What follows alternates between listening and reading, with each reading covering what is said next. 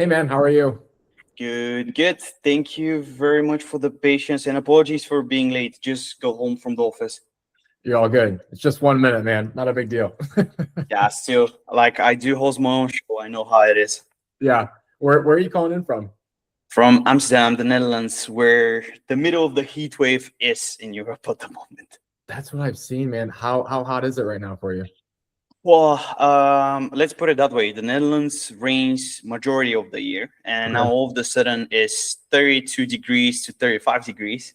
So Okay. you can imagine that there is no AC in majority of the buildings. Yeah. So yeah, just open windows and praying that you can sleep. You're basically just in deep sweat mode all day. Yes, which is good for my health goals. Let's put it like this. I guess. Yeah. Well, I hope it gets better. I've seen the news. It sounds like you guys have been in that mode for quite a bit. Have they predicted at all when it's going to get better? No, but I mean, the majority of the Dutch people are enjoying it quite a lot with a beer in hand and just standing on the sun because we most of the time don't have that much sun. So yeah, I think it's good that we have a little bit of weather like this. Got it. People are making the best of it. You have Yeah, to. Um, certainly, well, hey certainly. man, thanks again for jumping on and doing this. Super excited to just dive in. If you don't mind, do you wanna get started? Yeah, let's do it. Let's rock. Well, would love to first just start about your company and how you got started. I've done some digging on LinkedIn. Really liked seeing what you're doing and also just how you're talking about it and sharing your story. I thought that was really cool. But I want to hear it from you. So can you share a little bit more about that? Yeah, certainly. So first thing first, if someone is ever dreaming about building a company, it's good to know that the YC narrative is not how you actually build a company in real life, because of the fact that there are so many milestones to accomplish beforehand, and you feel like sometimes you might be shot in the back and all of these things. So it's a rough journey. I want to start with this, and the reason why I wanted to start with this is because of the fact that I'm not a CEO that jumped on board from day one of creating this company. In fact, my co-founders acquired it whenever I was still a head of growth for one marketing agency, and they were our customers, right? When they acquired the company from a single developer, what happened was that my commercial co-founder approached me saying like, hey man, how's it going? I think there's a lot of potential in this. Do you mind taking a look? And at that time, I slowly and truly started immersing myself into the SignalBase world because of the fact that I needed to build a whole conference for 200 vetted go-to-market leaders. So imagine the chief revenue officer of Series C company that I need to persuade for the first time ever that in Amsterdam there is this super cool conference that they needed to attend, right? Which was a hard job. And in the end, what happened was that the conference was successful, and they pitched me to join as a co-founder and CEO. And then the rest is pretty much history. We went to Thailand. We locked ourselves in a villa for 1 month. Sleepless nights. We worked till 4 a.m. in order to get it out of the way, in order to rebrand, to do customer validation surveys. The first month when we started building, I had 60 demos, 60 to 65 demos. So I was just sitting in this phone booth the majority of the day. My co-founders were laughing because they were asking me if I really want to get a sandwich from, outside of the co-working place, simply because of how busy it was. But I think in the end, we managed to roll out SignalBase. And in the first month, we generated 1.5K, which was quite good for a fresh startup that was just emerging. And then yeah, the market just came straight to us with all of the changes from the different vendors. And then fast forward to today, where everyone has signals but don't really know how to structure them. So this is where I put the majority of my time, and really trying to educate people for the fact that the data that they use is a baseline for how successful their outreach is going to be. Yeah, amazing. That's such a cool origin story. Can you talk a little bit more about the power of conferences and in real life events? Because it really sounds like when you guys went through the pain of building and hosting that conference, there was ultimately some good stuff on the back end that happened from that. And I'm seeing this be super powerful, especially in a world of AI and everybody being immersed in the digital space. I'm seeing a segment of the market really craving getting back to in-person stuff and meeting with people in real life. So I'd love to hear from you. Can you share more about just the insights and kind of cool moments that came from that conference that ultimately led you to where you are today, it seems? Yeah, certainly. I mean, the biggest wow moment from hosting such event is that you manage to open people up way more than whenever you try to grab a coffee online, which is a very weird way to say, hey, shall we jump on a call so I can learn what's the state of your business? So yeah, I would say that was super cool because all of a sudden we had this one CMO that started running about the CEO and the issues that they're having and the fact that she could not get internal buy-in, right? And those are the conversation that you get really from the room itself. Funny enough, I was on this one go-to-market meetup in Amsterdam a few weeks ago, and that's where I learned that there is this one particular vendor that we wanted to become data partners of, that they're struggling and they have gap with something that we can help of. So I sent a email in that exact same night, and they told me, hey, okay, you're actually right. You heard the right stuff, and it's true that even our own team knows that there is a gap there. So let's just talk. Like, you won. Let's book a call. Yeah. So these are the types of insights that you can get there because of the fact that you also can have this one-to-many effect. You go out there, people see you. If you have personal brand, that is massive. And another funny story, it's the same type of meetup, but in a different setting hosted.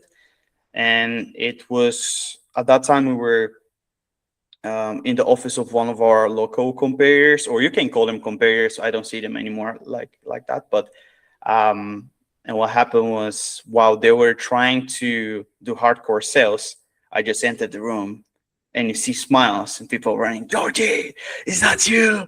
Oh my God, I see you on LinkedIn. And I was like, holy cow, I'm in the office of, someone that is respected. I should not be there. And then all of a sudden, everyone just start taking pictures, coming to talk and vibe and drink beers together. And of course, in the end, I went to say, hey guys, you're building also something super nice. So much respect, on a respectful manner. But that was super interesting. So there's a lot that you can do there. And I feel like it's very beneficial for your sales cycles, especially because when they see you in the room, all of a sudden this person with the orange logo that talks about signals materializes in front of them. And it's like, wow, okay, so he's actually as cool as he is on LinkedIn. I hope that's the case. But yeah, I think that has crazy amount of impact on your sales cycles. And also I heard from one of our partners that they had 80% higher closing rate whenever they see that account in person. Wow. 80%. So, yeah, because you go there, you drink beers, the awkwardness limitation of you sending messages is just far away. So you start leading with value, and people at the end of the day still want to buy from other people, right? So you build that trust, and based on that, you manage to scale further. It sounds like you've learned something that I've learned too with the personal brand side of things, in that you never know who's watching, right? And you never know who's actually tracking along. I've gotten into rooms before too where people are like, man, I've seen you all over LinkedIn, or I've seen your Instagram post. And to me, I barely have a following, right? Like we're just getting started. So I don't think that anybody's actually paying attention. But when you hear that, you kind of get this, oh shit moment. People are actually paying attention and listening. And it does help conversations get started just better. And I think they're more authentic and organic because people know exactly what to talk to you about. I'd be curious, and again, this is a podcast that we're talking to companies about how they're getting customers to click, right? So I want to get a little more tactical about how you guys are engaging leads now. You mentioned to me in the pre-interview a moment where you had a prospect jump on and they're like, how the F did you get these signals and data? And I imagine there's some tactical things you're doing to even get them to take notice and engage with you. If you don't mind sharing a bit around that, would love to hear, in this crazy online world where people are getting spammed daily with offers, how you're getting people to actually take notice and engage with you. It's combination of multiple efforts, right? I feel like everyone talks about SignalBase go-to-market, but nobody really knows how to structure stuff, right? Yeah. So I'm going to get very tactical at the moment. Right. If people have questions afterwards, like feel free to shoot me a message. I also publish a lot of those things on my profile, so you can check it out. But I'll start with the foundational thinking, right? Which is, why the hell would someone engage on the message that you send? Right? Like, it needs to be personalized, it needs to be tailored to their unique context, not talking about someone's cat dying. This is a warning. Hyper-personalization does not equal hyper-relevance by any means. But what I mean by that is, when you know that there is an evergreen signal in place, and this can be funding, this can be job change, a new hire, open position, doesn't matter. All of those contextual pieces allocate to the fact that there is a change that is about to happen within this account, right? So this is step number one. And this is where already 90% of the market already gun all of their bullets. And this is the reason why people claim that Signal does not work. But if you check my recent post from today is 24th of June, we made a small report where we extracted almost 500 companies that just got funding and tracked how fast they will hire someone. And you can see it's between 10 days to 90 days period. But what does that indicate is that this account is definitely going to move, and it opens further conversation for you to become relevant, right? So this is the first part. Then the second part is something that I love calling creation of a custom signal. And the process of creating this signal is totally related to the pain point that you're solving and the ICP. So without knowing your ICP, you cannot do outbound anymore. The fact that someone is there on a firmographic manner doesn't mean that they're going to talk to you, right? Or the same thing that they visited your website. Cool, they visited it. Why did they visit it, right? Do they visit it because they just stumble across it, or they visited because of the fact that 3 months ago they had a job change that is totally related to a product, so they're evaluating your vendors for it. Yeah. So whenever we know that, and an example of custom signal is, let's say you open a new office, right? And then I'm trying to sell SEO services to expand the efficiency on that market for B2B SaaS companies and whatnot. If I see that they're hiring a new content manager specifically for this role, I already know that they want to boost their presence. Yeah. So I would bake that context into my message. And rather than saying, hey, I saw that you're hiring, I'll be like, are trying to dominate this market, or you haven't cracked the nut on this market, yeah, right? Like, we've seen this is how you can do it. So there is this foundational layer, and especially if it's for high ACV deals, this is just the first part. And this is where it gets interesting, because you just knock on the door, your copywriting needs to be rock solid, something that will really stand out. Most of the time, I have this secret formula that I keep on reusing, by the way, to book conversations with CEOs that have 8 to 10 digits in revenue. And it goes like the following. Hey, name. First part goes tightly into either our value proposition or the problem that they're facing. Meaning, sometimes they have millions and millions of accounts stored in their database. So my question would be, hey, are you feeding live data inside your database? No, because they have millions and they keep on buying millions, right? Then I explain the problem around this, why, what happens when they store all of these accounts, for instance. The next sentence is how I can solve this problem. And then the last part is not, would you like to book a call? It's PS, so personal note. I'm either talking to your biggest competitor, I'm either exploring this already with a team member, or another thing that can be useful to them, so they can connect further down the line. And that really helps with getting the foot on the door with the connection request. I'm, by the way, a firm believer that LinkedIn outbound is the best way how you can generate revenue, because of the fact that, especially if you have a solid brand in place, you can harness that in order to move further, right? And this advice is good for people that are just starting out, people that are scaling. It doesn't really matter, because of the fact that the more recognizable you are, the more people talk about you. That's actually even better. I had someone yesterday tagging me in a content piece around like SignalBase and whatnot. So every new person that check my profile will see, hey, there is this person that talks about Georgi, right? So you accumulate or you compound your authority score, quote unquote. And then based on that, you just start following up according to the changes that are happening on the market. Sometimes a competitor, sometimes something inside of it, sometimes it's a comment. Sometimes you see them on events. I do have this deal where it's stagnated, and I knew that they're going to this particular event. So I go there, I take a picture with the CEO, send it to the other co-founder, and be like, hey, like I met your person.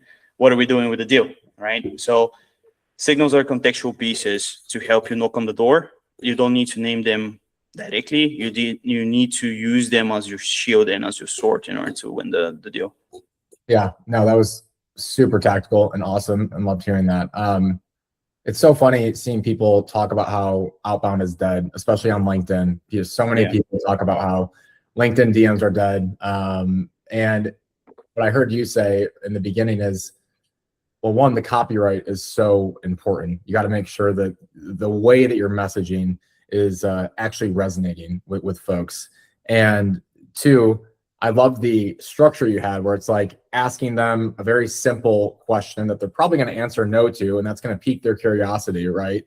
Then they go to the next sentence, and you're like giving them this story basically to follow, right? And then the next step after that, after they follow this story, the next step is like, hey, I happen to be someone that can help you with this. You're not hard selling, but you're just piquing their curiosity and showing that you're that type of person, or you're part of a company that can help them solve this specific problem. And I like LinkedIn as well because you can actually see the face behind the person, right? And you can see like, oh, this person's actually out and about doing the thing that they're saying they're doing. Do you find that founders will keep this on LinkedIn and DMs? Do you find that founders just aren't doing enough? Like you mentioned all these steps you have to go through, right, to get people to reply, get people to actually engage. Do you find that one big thing is that they're just not doing enough volume? I don't know, and this is something that I love arguing about nowadays. Do you actually need that volume? How many accounts you have? And I'm piggybacking on this trend because of the fact that previously we were told that the more you do, the better it is. But efficiency does not come from the more you do, right? Yeah. Sometimes it's all about making stuff better with less. And it's like, I get it, you always want more leads, but more can lead to lack of focus, especially if you're trying to build a roadmap hand in hand, and this person wants this and this person wants that. So at what point your growth become unscalable or not scalable? And it's something that I'm seeing myself. This is the reason why right now we just finished another hiring round, because of the fact that there is so much feedback from all of the push that I did, but we cannot execute. And if you cannot execute, then those deals stale. And we're talking about like some serious companies that have, I don't know, 500 employees or something. But because we cannot get them yet, I need to keep on sharing, hey, unfortunately, we cannot deliver on this yet.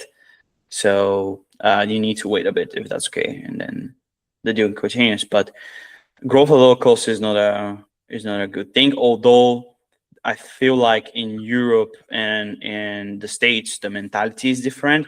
Yeah. And it's true that the majority of European players are a little bit more on the risk-averse side, I feel like. But at least for me, how I see it, I do want to be super aggressive. But on the other side, I know that the churn is going to come. Yeah. If I cannot execute, so why even bother to like harm this relationship, right? So there's like the two sides in it. You just need to pick your battles at times. And it's good that, you know, the summer is here, and what I'm seeing right now is a lot of founders that I'm talking to are rebooting their products for September, which is good because that's exactly the mindset that I was trying to explain, right? Like better go, learn, iterate, and continue further, rather than having a leaky bucket, because the majority of businesses above 1 million are still a leaky bucket. Yes. Yeah. You mentioned something interesting that I've also enjoyed talking about quite a bit, is this growth at all cost. I think it's a huge problem. Businesses think they just need to grow. But then, as you said, if you can't execute on the other end, that's just going to hurt your business and hurt you in the long run. And I think founders struggle. I know I have, to say no to opportunities, even if you can't deliver, because you want to continue to grow your company and keep making more money. But one cool thing that I like that you mentioned was being honest about where you're at. Can you talk a little bit about that? About how, when you are honest with someone, are you guys just continuing to like keep them updated through monthly emails, or how do you make sure that the deal doesn't die immediately? Yeah, so we do, number one, content collaborations, right, to keep them warm. And also on the other side for us, especially whenever we feed other vendors with our data, we see it more as a partnership rather than pure clients, right? Mm-hmm. Because we're all together in this market, selling to the same people. So the more you're being seen with others, the more people are likely to collaborate too. So this is one of the things that we do. Number two is sending updates. So by the time there is something, I'll shoot like a message on WhatsApp to the CEO, this much of an update. Yeah. So it's quite hefty. I'm explaining what's next. I'm explaining the fact that we just hired someone, so what they can expect, the speed that we're moving with, like absolutely everything in that sense. That doesn't mean, and this is a hard-learned lesson, I burned a few deals in the past, and I'll be very honest about that. We really had a chance to close them, but because it's something that I didn't know how fast we can really go. Sometimes you can burn your leads if you keep on following up. Sometimes it's actually quite nice because, you can stay top of mind, but depends really on that person. So I'm trying to be a little bit more meaningful with that. And if there is no response for, let's say, 3 messages, cool, drop it for 3 to 4 months, follow up afterwards and say like, hey man, seems like we dropped this. Is it like still something on the roadmap? And funny enough, they're connected to some other people. And if you keep on showing up, you eventually reactivate that deal. It happened actually today and over the last week too. I've been reactivating some of our deals by multi-trading and stuff like this. It does work. And also a very cool thing that I learned from switching from being an in-house marketing leader to someone who does end product and sales and this and that is that, but particularly sales, is the fact that sometimes people rejecting your call can mean a few things. No, because I don't trust you yet. No, because I really don't need it. No, because of the fact that I just don't want to waste my time yet to be on a call with you. So you can just send me everything via text or try to persuade me via text. So a no is not always no. That's a huge learning. And from the transparency side, as I mentioned, the journey is not colorful, right? This is something that I haven't shared, and it's more on personal side. So first thing first, I haven't withdrawn any money from the company yet because of the fact that I prefer to reinvest in another engineer in order to boost the product for September. And I firmly believe that that's the right move for every founder that want to keep moving with their product. No matter at what point you are, sometimes you just need to say, wait a second, it's not the right thing to do for the future of the business. Let's move to another direction. So stopping that and, trying to take a look back and moving further is actually 10 times more beneficial. There is a cool story there too that I can share. But yeah, for us, what happened was that in the first month, we shipped very aggressively. December, we barely shipped. January, we shipped half of the month. February, it was do or die situation because we thought that we would go so much further and we faced some churn. And at that moment, my co-founder said, okay, if this doesn't work till July, we're going to kill the company. So also, I need to mention that my co-founders are not full-time, they're part-time. Got it. And I live live on hard mode. Yeah, definitely you do. But yeah, that was a step, and then you realize until we made another hire for our main engineer, we barely shipped. So although we've been on the market for, let's say, 8 months or a little bit longer, in reality, on paper, when you look how much we shipped, it's 4 to 5 months. So of course that you're there, and it's good to make this like hard realization and to say for yourself, okay, this person is not a good fit for the company, or things are not working out. We need to revamp stuff. So this is the reason why I'm sharing it. Yeah. But yeah, eventually you see that the pieces of the puzzle are coming nicely together. Yeah, that's great. And I appreciate you sharing all of this stuff. I think I found it useful. I'm sure others will find it useful as well. If you don't mind, got one last question. I know we're coming up on time, but would love to hear from your perspective. Is there anything that you're seeing founders do wrong when they're going to market? It can be around how they're engaging leads, how they're putting content out there. Is there anything specific when I ask that question that comes to mind? I would say they cannot really transfer their thoughts and reasoning. Why would someone need to go with them? So to put it in perspective, my background is in marketing. I've handled a lot of founder profiles, and most of the time we talk about the features, but not about how you solve it, what's the benefit, what's the full story around it, what's the metaphor that you can go after, diversify the content and try to really get more out there. I feel that the reason why we're so recognized right now is because of the fact that I keep on showing up on these podcasts or on the meetups, and I keep on talking, although it feels like sometimes I'm talking to a wall, and it's nice.